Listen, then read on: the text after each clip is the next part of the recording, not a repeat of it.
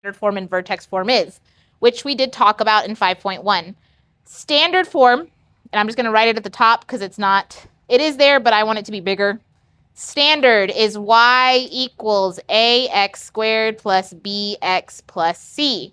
So in the case of doing something like this on a quiz where you had to find the vertex, you would do negative b over 2a, whatever number you got, you plugged in to get the y value, and that's how you got the vertex. Vertex form was y equals a x minus h squared plus k. And so, again, if you had a question like this where it asked you to identify the vertex, you are identifying HK, which is what you kind of did in that warm-up today. Where is this graph moving left, right? Where is it moving up, down? That is how you find the vertex.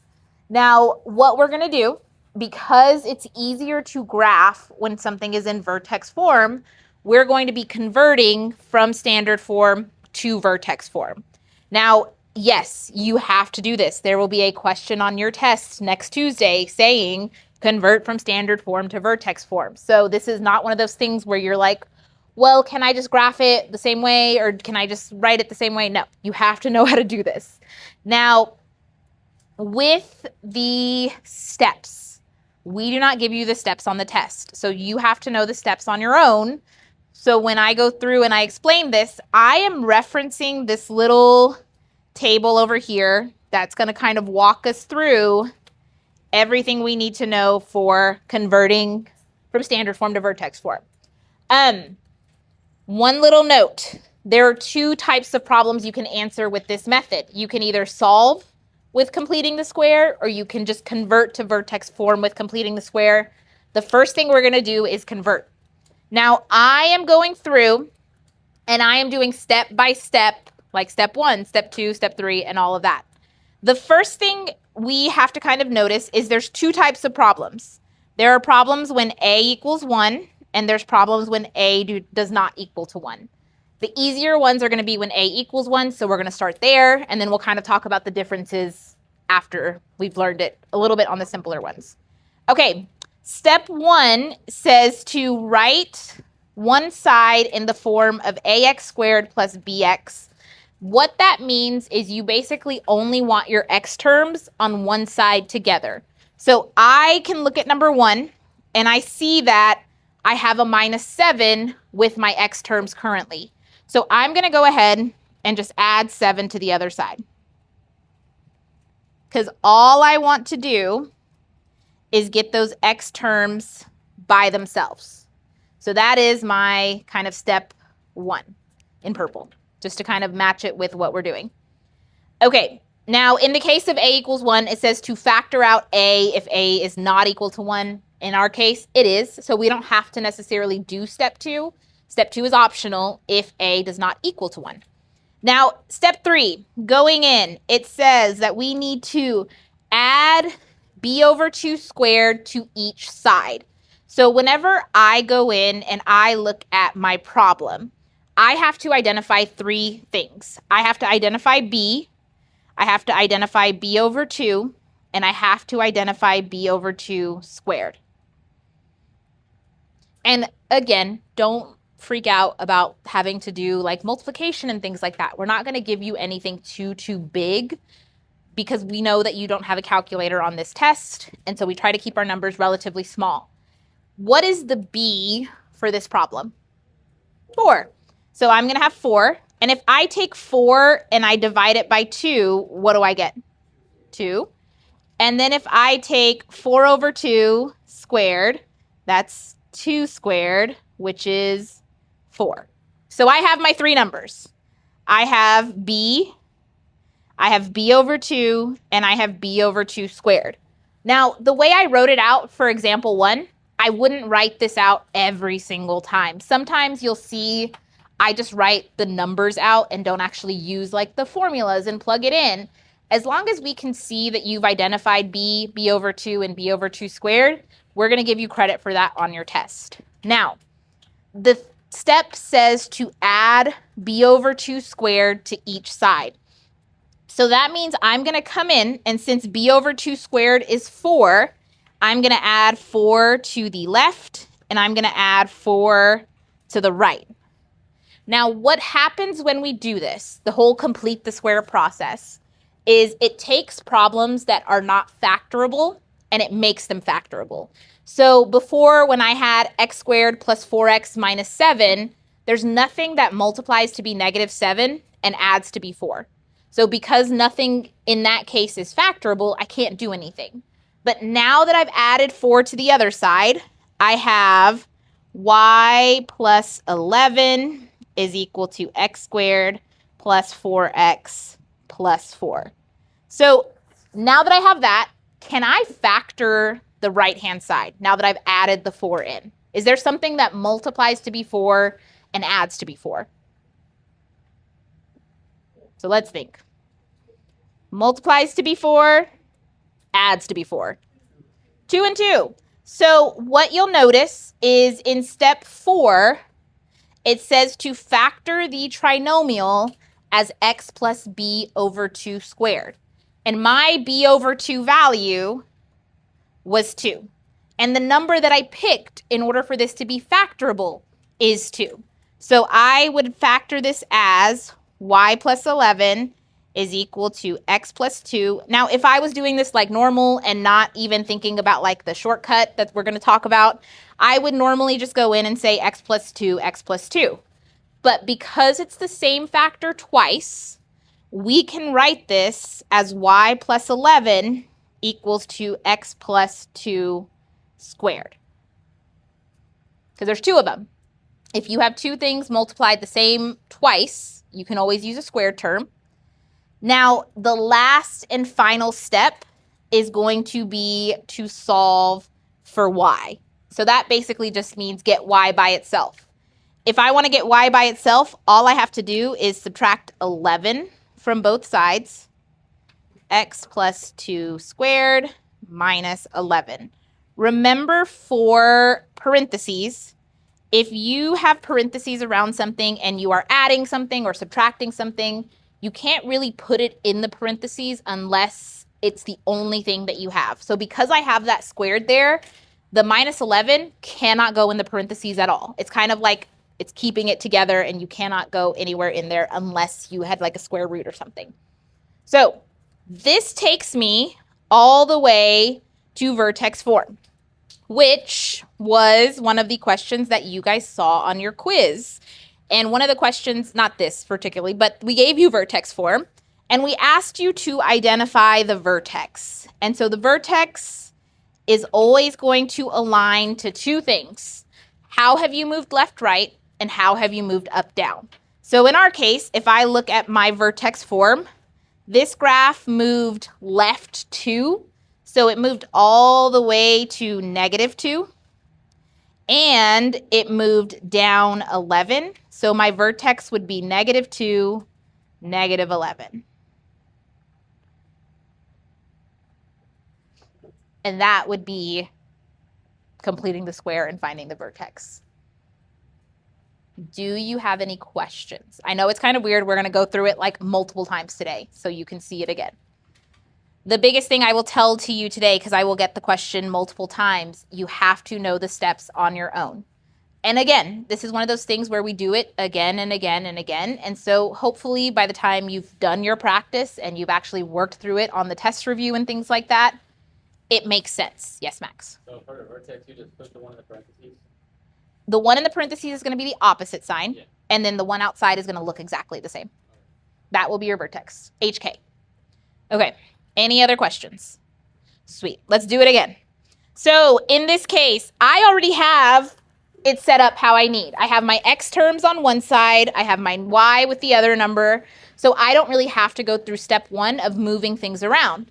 The second thing that I check, does A equal to 1? If I look at my X squared term, it's a singular X squared term.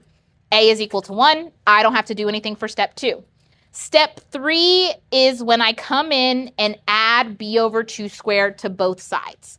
So when I go in and I identify my b over 2, and my b over 2 squared, the b that I currently have is negative 10.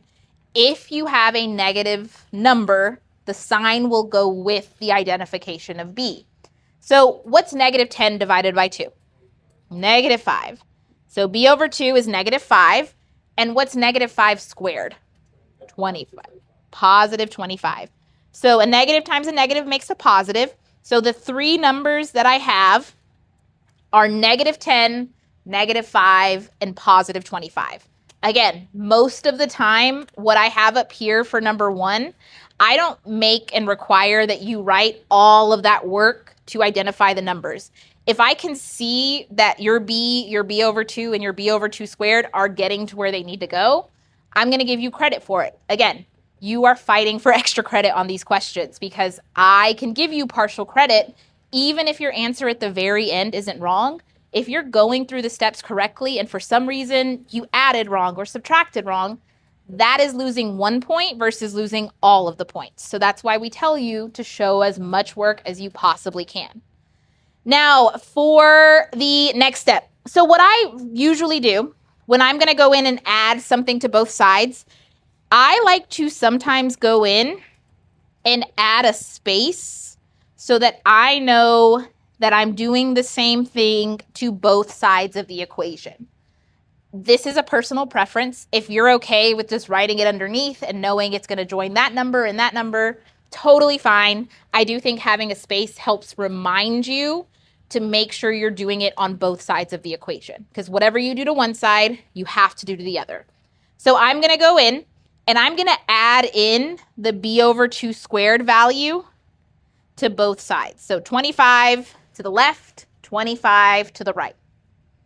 Now, whenever we are doing this, this is technically the point where you have completed the square. When you add it to the side with the x's, it will always become factorable. And it is always going to factor so that it's going to be a factor with your b over 2 term twice. So again, just to kind of show you how that's going to work, I have y plus 18 is equal to, if I wanted to find something that multiplies to 25 and adds to negative 10, what two numbers make that happen? Negative 5 and negative 5, which is why I can always say, if you are completing the square, it will always factor in this way. It's going to factor to x minus 5 squared. And it's the same thing as saying x minus 5, x minus 5. It's just when we put it into vertex form, we always usually have the x minus 5 squared because that identifies the left-right shift. And then once you've done the factoring, you have one step left. And that means all you have to do is go in and take whatever number was on the other side of the equation and move it to the other side. X minus 5 squared minus 18 is going to be my vertex form. So if this is my vertex form, what is the x value of my vertex? 5.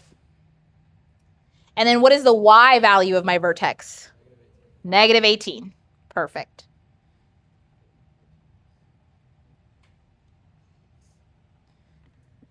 So again, it is just a way to easily get into vertex form so that if it was something you had to graph, it's mostly going to be used for solving in the future.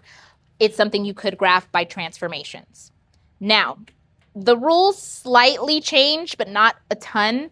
Whenever you have a is not equal to 1, completing the square only works when a equals 1. Like that is the way it works in order to be able to factor, to b over 2, and all of that.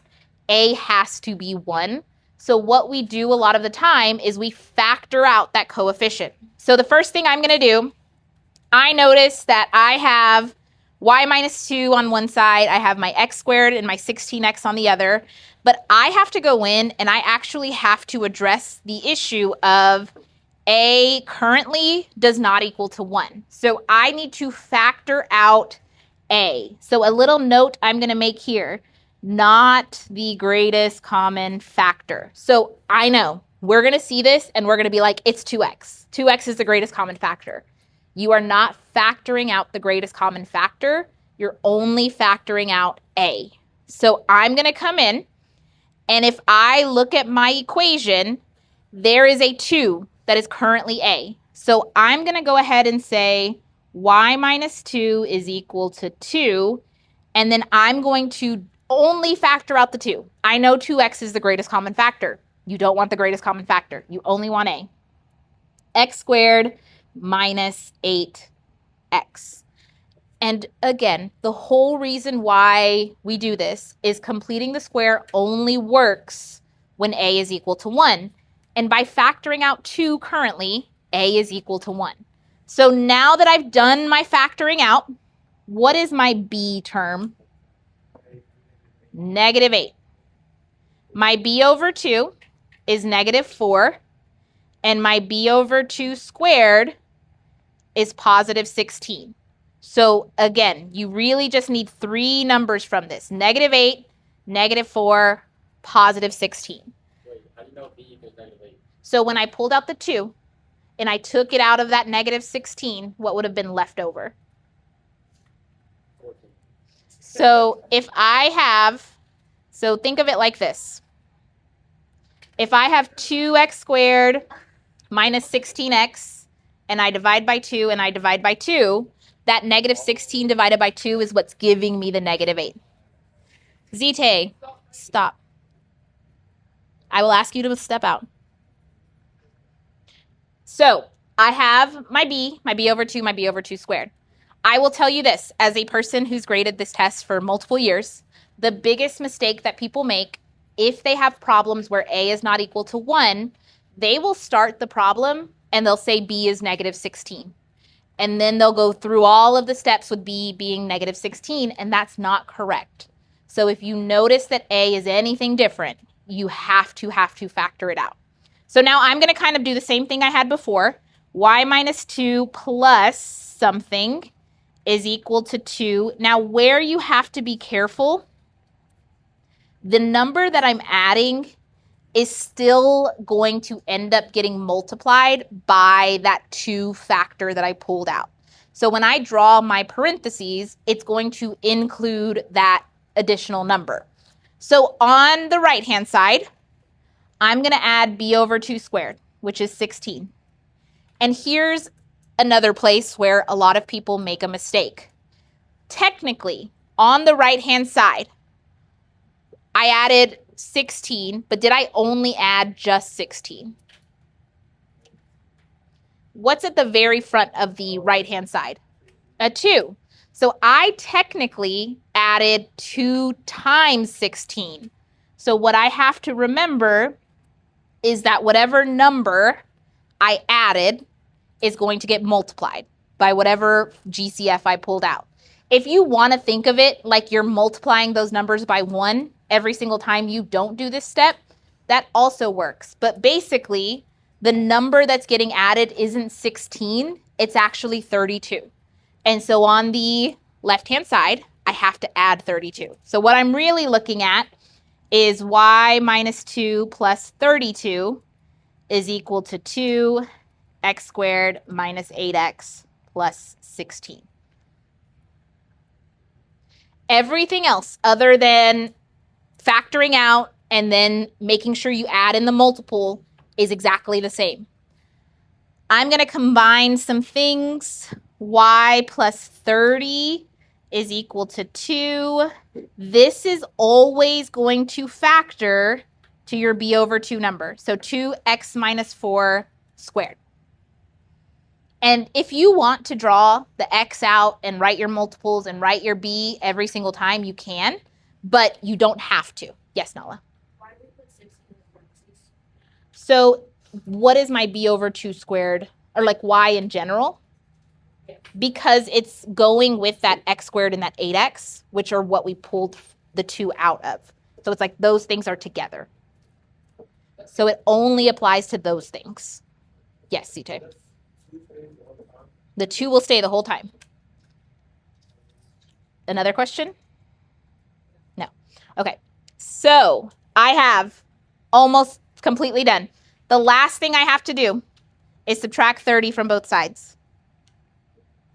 Now, the reason why it's important that you factor out that value, if I went to convert this, and I got rid of the 2, and I didn't bring the 2 with everything that it's currently doing, if I went to graph this, technically this graph has a vertical stretch of 2. And if I ignored it and I just got rid of it and didn't include it at all, you would be saying that the graph doesn't have a vertical stretch when it actually does. So that is why it's important to keep that factor with your values at all times. And so my vertex, the 2 at the very front doesn't change anything. The vertex is still HK. Doesn't matter. Doesn't matter if it's been reflected. Doesn't matter if it's been stretched, compressed, whatever. It is still HK. So my vertex is 4, -30. Even if you have numbers at the very front. Okay.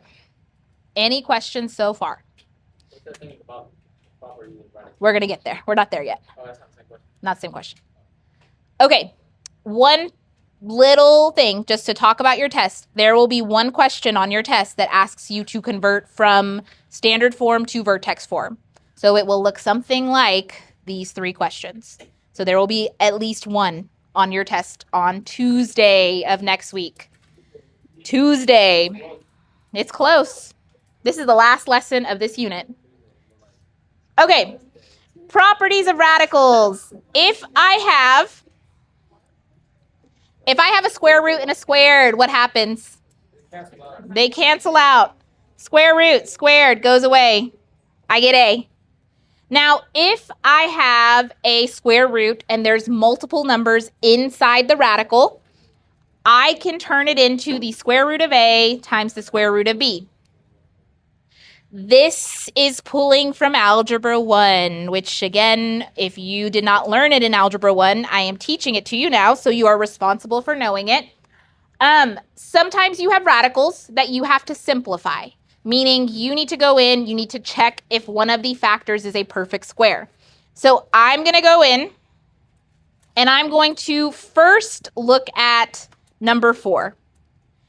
If I have a squared and a number, one on each side, all I have to do to solve is take the square root of the left, square root of the right. And we just said a square root and a squared cancel each other out. So I'm going to have x plus 2 on the left. Now on the right-hand side, what is the square root of 64? 8. Now the one additional thing that you have to know, if I take -8 and I square it, what do I get? Positive 64. If I take +8 and I square it, what do I get? Positive 64. Do we know which 8 we had to get this 64? No. So every time you write your answers, if you are taking the square root of something, it has to have a plus or minus. Because you don't know if it was a +8 or a -8. You just know that it ended up being 64. Now, in order to solve, you have to get x by itself. So right now, I have a +2. How do I get rid of a +2? -2. So x equals -2 plus or minus 8. Can I simplify this further? Because you don't know if it's positive or negative. Well, we do. We have 2 of them, positive and negative. But then We can have 2 answers, right? How many answers do we usually have for a quadratic?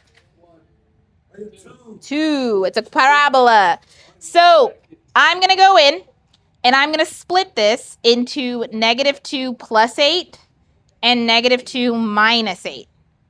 So what is -2 plus 8? 6. And what is -2 minus 8? -10. So we get 2 answers. Most quadratics, in most cases, have 2 answers. Sometimes you get 1 if it's a double root, but most of them will always have 2. Huh? No. In this case, I wouldn't make you do it if you didn't have it on your test. Yes, Harper. Yes. Okay, we should stop talking. The longer we take, the less time you have to work on your practice. Okay, the next thing. If I come in and I take the square root of both sides, square root of left, square root of right, x is going to be the only thing left on the left-hand side. 12 is going to look a little bit different. Whenever you have a radical that has a factor that is a perfect square, you have to simplify it. So is there a factor of 12 that is a perfect square? Perfect square. I feel like there is two. It's 2. No. No, it's 4. 4 and what, Nala?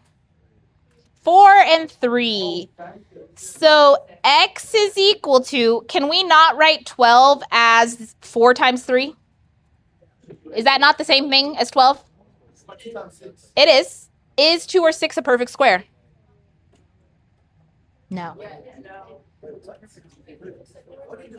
when it's like a square with all the four sides. How about they're all like, it's like no one yards like a straight line. 2 squared is 4. 3 squared is 9. We have to use 3 because 3 times 4 is 12.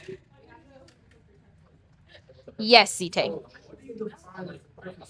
A perfect square. The same number multiplied times itself. Okay, I think What's 6 times 6? That is 36 is a perfect square. 6 is not a perfect square. Okay. I cannot go far back enough to teach you what a perfect square is in my time frame. So we are going to, if you don't know your perfect squares, you need to know your perfect squares. What if we just learn how to do Then Google it at this point. Okay, I'm teaching you right now. I'm teaching you how to do square roots. Okay, so I have filled in notes that I can post and you can learn this all on your own. That's exactly what I'm saying. Okay, so I had square root of 12. There are multitude of perfect squares. We've dealt with perfect squares in this class. In one of your notes in this class, we wrote out all of the perfect squares from 1 to 13. We did that in this class, not in Algebra 1, not in 8th grade, in this exact class. So, yes, we did. I can promise you. So, because we've done this, you should know your perfect squares. You had to know them to be able to factor a difference of squares, which is why we did it. Yes, London. One of them has to be a perfect square. Yes, Wyatt. No, we're not even done. Okay, I need your attention. What is the square root of 4? 2. So my final answer is 2 square roots of 3. Wait. 2 square roots of 3 means it's 2 square roots of 3 is equivalent to the square root of 12. not a square root. That is the x's. There's 2. Plus and minus. How would you solve it that way? How would you solve it that way? That is solved. X is by itself.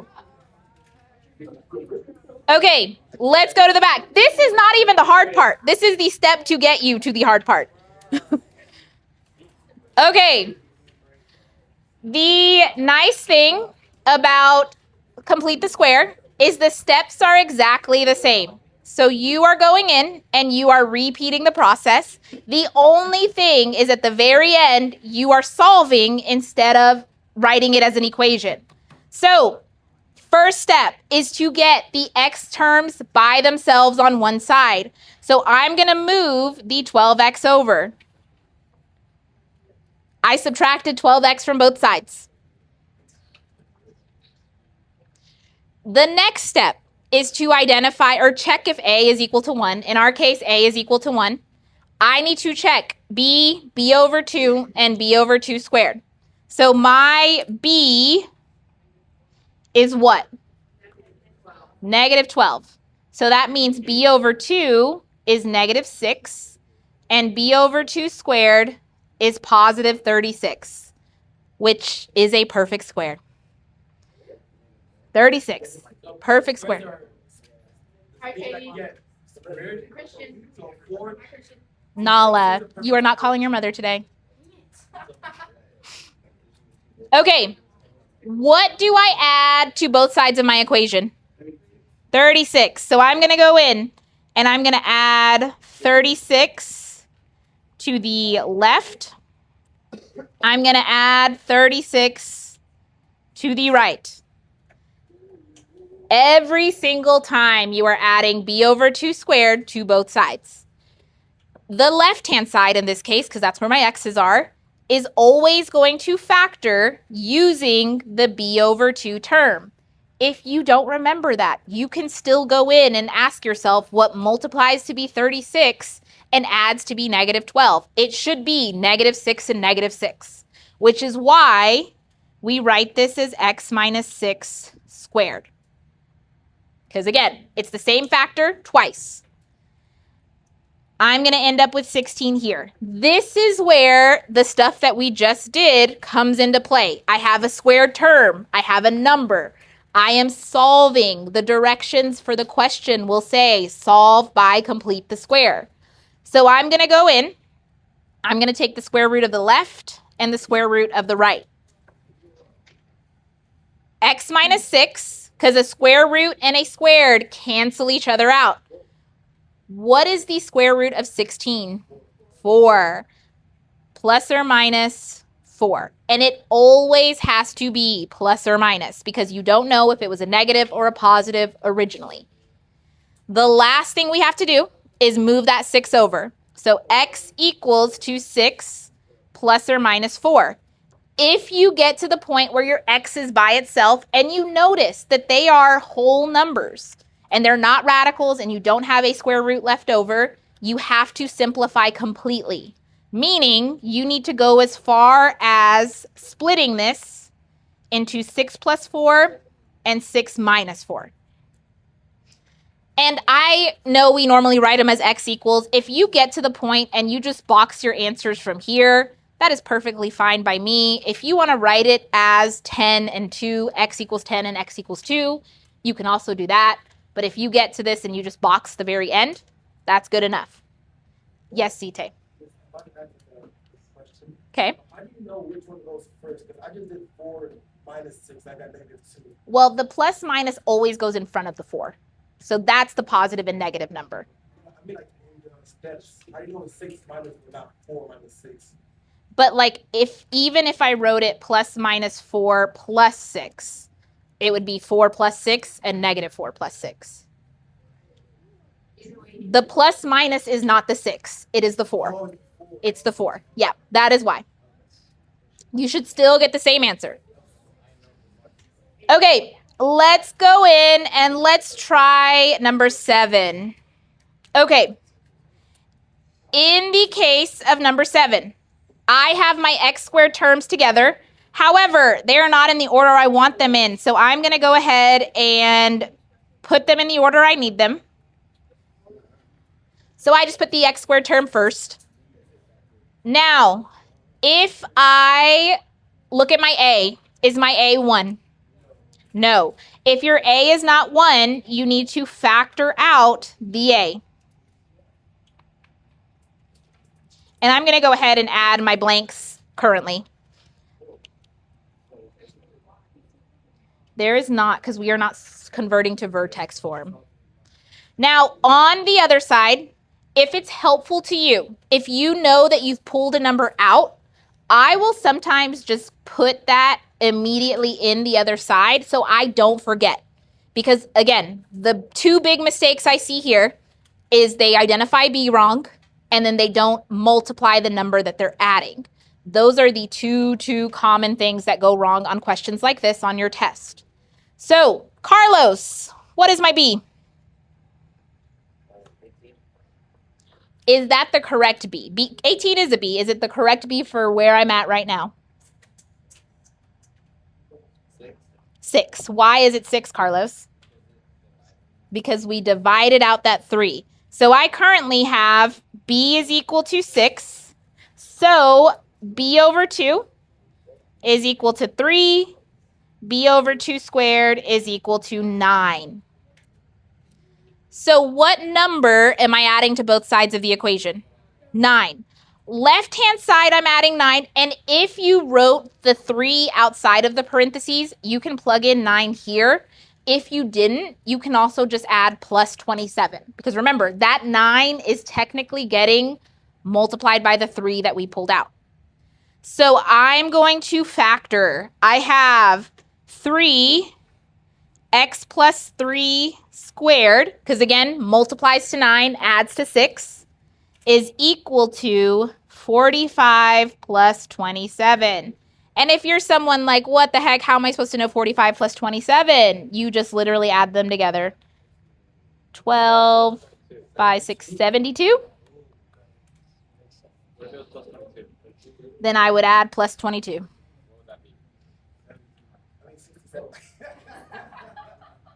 You're a nerd, man. Okay, now I am solving. So if I want to solve, what should I do next? Can I square root if there's a number in front? Divide. I need to go in. I'm going to divide by 3. I'm going to divide by 3. Because there's a, well, we have to do the 3 first before we square. Okay. X plus 3 squared. All of my people who are laughing, you need to be paying attention. Especially after seeing your quiz grades.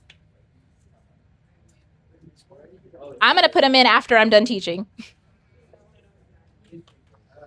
Okay, 24. Okay, we have a squared number is equal to 24. I need to go in. I need to take the square root of both sides. Square root of the left, square root of the right. Thank you. Ava, you are getting checked out. X plus 3. I need 2 numbers that multiply to be 24, and I need one of them to be a perfect square. 6 and 4. Now, the reason why I'm choosing 6 and 4 is because one of them is a perfect square. You also, if you said 3 and 8, 3 and 8 are not perfect squares. If you said 12 and 2, 12 and 2 are not perfect squares. It has to be one of them is a perfect square. And if you find that you pick a number that does not have factors that are perfect squares, you're done. You leave it alone. So I'm going to have x plus 3 equals plus or minus the square root of 4 times the square root of 6. And we said earlier the square root of 4 is what? 2. X plus 3 equals plus or minus 2 square roots of 6. Now, anytime you have a radical in your answer, the last step that you get to where you subtract 3 from both sides, that is all you can do. You are not going to combine the negative 3 and the positive 2 together. Those are going to stay separate. Do not make it negative 1 and negative 5.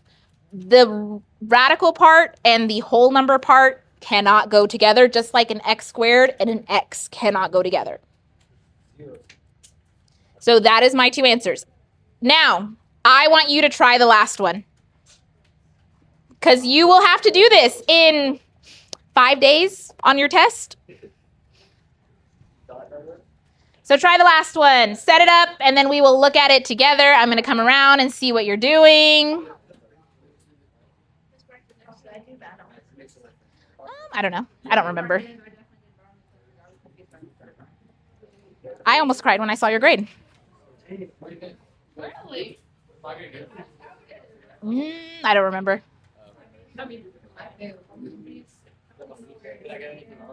Did I get, do you know if I passed? I think about a third of the class passed. It's 14. Yes, Gabe. I feel like I passed. Did I pass? I don't remember. I mean, I'm going to post them in a second. Oh,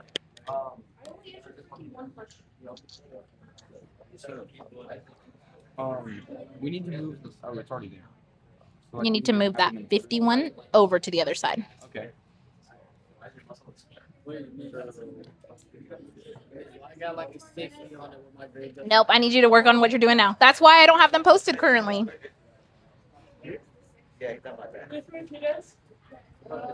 Yes. A negative times a negative. Positive. So You don't factor anything. You will, because that has a 3 at the very front, and it shouldn't have a 3 at the very front. I did b over 2, and b over 2 squared. Wait, 51 divided by 3. Oh, I wouldn't do that.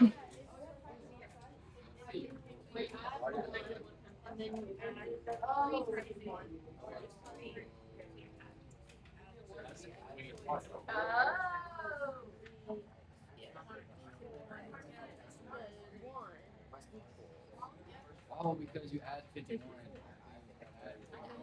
Yes. Did you say 54? I'm listening to Gia. I was listening to you. I said you were right. I think the number you said was right. What's your next step, Max? It's almost like you can look right there. What did we do next? I do 3 here, right? Uh-huh. And x squared minus 6x. If I had a 6 here, and I was pulling a 3 out, Oh, it's 2. it's 2. Yep. Negative 2x. And then plus blank. And then let's close that up. Just blank. Uh-huh. And then Equals equals 51. Just 51. And then do plus, and then do another one of these, 3 in a parentheses. Wait, why? Why is it? Because whatever we add to this side, we have to add to this side. And since this side is getting multiplied by 3, that needs to be 3 times the blank. -1 times Where we at? -1 is Good setup. -1 times -1 is +1. Yes. Am I smart? You're getting there. You're not done yet, Jack. Perfect stuff, 18.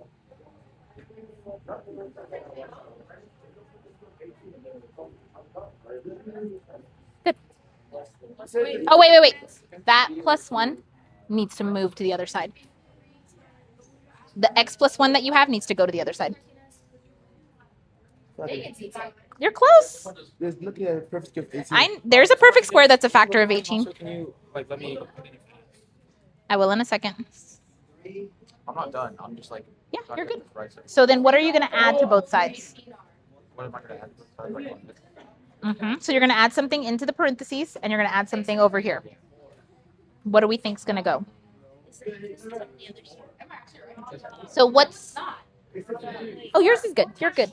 So now you got to factor this, the parentheses part. So it's always the b over 2 squared term. What would be the perfect squares of 18? Ooh, good question. I think it's 16. So I'm gonna add 1. That should be 18. You're doing good. I'm coming back around. Wait. So and wait, which ones do I put? Because I did all these. Which ones? So the b over 2 squared in both places. Yep. Where did 18? Did I do 2? 2 and 9? Yep. Yes, a 3 is a perfect square.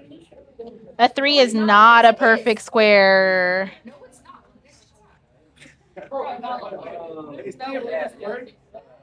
No, it's not detailed. Oh my gosh, stop it. No, it's not.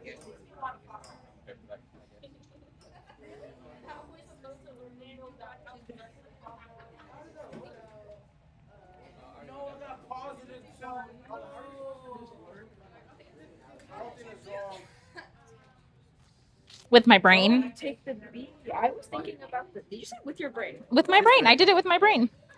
Wait, Yeah, you how did. did I get That's 2. Yes. I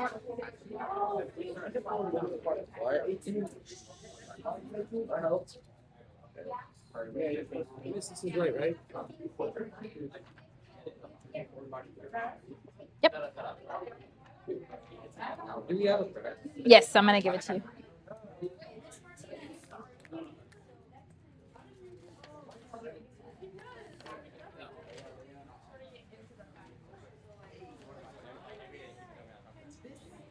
You are...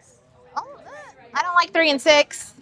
What's your question? So like, So, how, like, on this did you get, like, 3? How did I get 3? What multiplies to be 9 and adds to be 6? so just swear. 3? 3. X plus 3 and x plus 3. Both buys get 1 as it gets 15. Yep. -1. Yep. So it would be X minus 1. 3x minus 1 Squared. Yep. Yeah, so I believe that your factor should be x minus 1.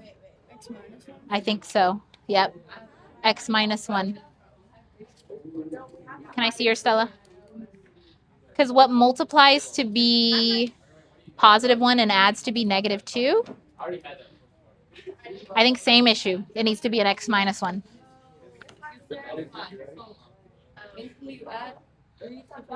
If I had an x minus 1 over here and I moved it to the other side, would it still be negative? It looks good other than that.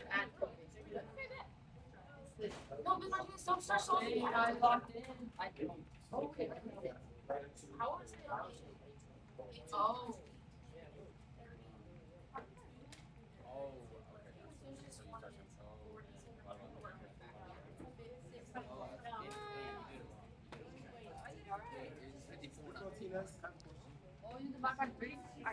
Hold on, let me finish. Factors of 18 where one of them is a perfect square. 9 and 2. 9 and 2, which is going to give me Miss Martinez, I did it right. 3 square roots of 2. So 1, 3 square roots of 2. I got that. I've been at it. All right, I'm